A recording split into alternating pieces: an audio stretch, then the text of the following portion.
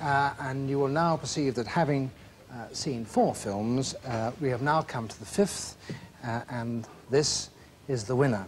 Perhaps, John Crook, you would tell us just where you went. Well, we went to about the most northern part of India we could get to, that's Ladakh, and we visited 2 valleys there, one Zanskar and the other the Indus Valley near Leh. And the idea of the trip was to try and see something of the Tibetan monasteries which are there. As you know, Tibet has been, the Buddhist culture has ceased to exist in Tibet now, and there are only a few areas of the world where one can actually see the original monastic culture and the village culture living as in the old time. And that was our main endeavor, to try and visit some of those places.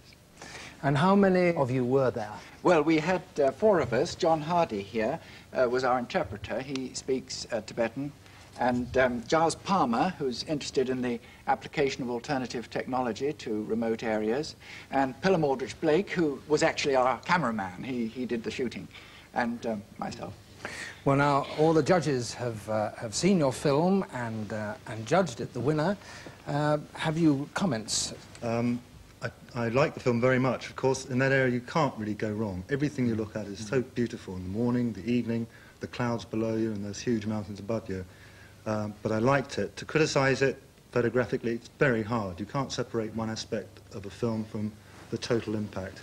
I think all the way through these films, it was very hard to be specific about just the photography. All the films worked.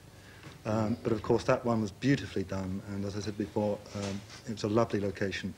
And it has those very amusing bits in it, I think, too, which we'll see, where you have the horses plunging through the snow. Frisbee scene. And then sliding down on their backside through the ice and so on. Please, you mustn't give all the tricks away.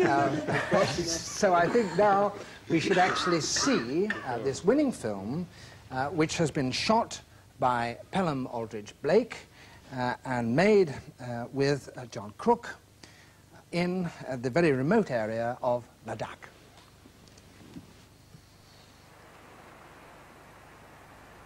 Well, to get to Ladakh, you have to cross the main Himalayan range, which means a very long walk.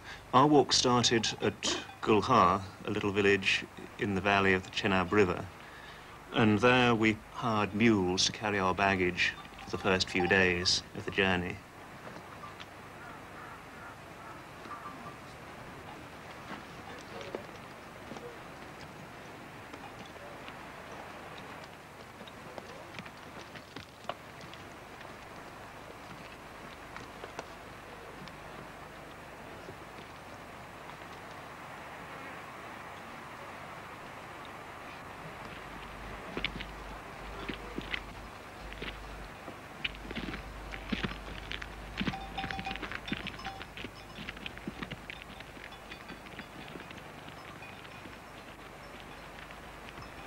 First few days you're walking through tremendous forests of cedar and pine, and then as you go higher that gradually gives way to spruce and poplar.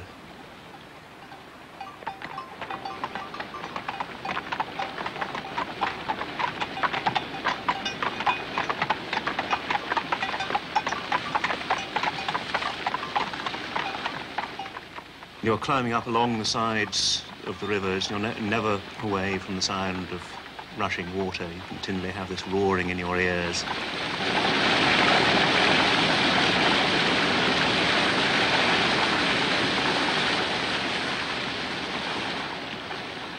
After 4 days, we came to a little village called Machail, which is the last of the Hindu villages as you go up the southern side of the mountains.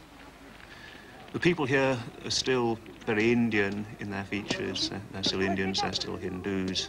The faces haven't yet started to change as they do when you get over the mountains.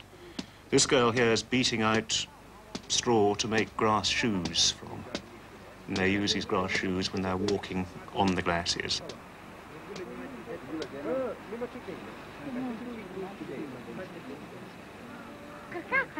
We were walking through the village and suddenly find lots of bees buzzing around. We looked a bit more closely and found set into the sides of the houses, they're beehives. These people trade honey with people in the lower valleys. They'd take honey down on the backs of pack sheep, and they'd sell some of the sheep and the honey, trade it in return for rice.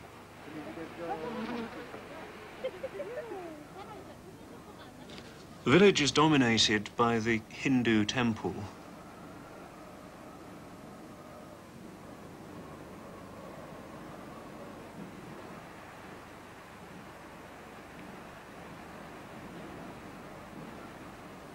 The fronts of these temples are carved with all manner of strange devices. The main theme of the carvings on this one appears to be snakes. We never quite managed to find anybody who could explain all this. It's all very mysterious to us.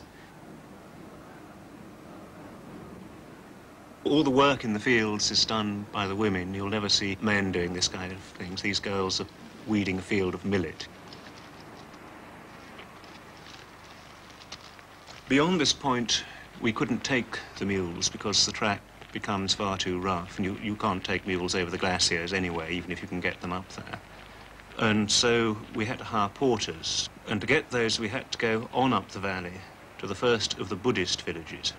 There we had a long discussion with the local lama about getting some people to come with us and carry our baggage. This is where John Hardy's Tibetan came in very useful, of course. Life would have been very much more difficult if we didn't have a fluent Tibetan speaker with us.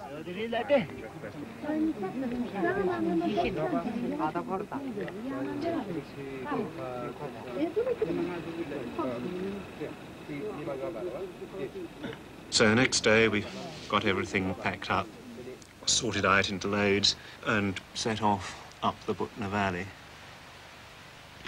Once we got to about 12,000 feet or so, we were right up above the tree line. The last sort of few scrubby trees disappeared behind us. To begin with, the walk was over fairly level ground, but after a couple of days we started climbing up very, very steeply.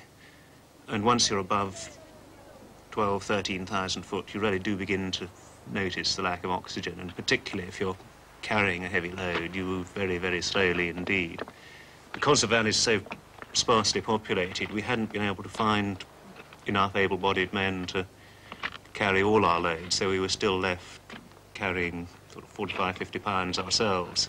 And you really do feel it after a while, particularly when you're not fully acclimatized. Of course, once you've been up at those altitudes for rather longer, then it's not so hard work, but to begin with, it's very hard work indeed.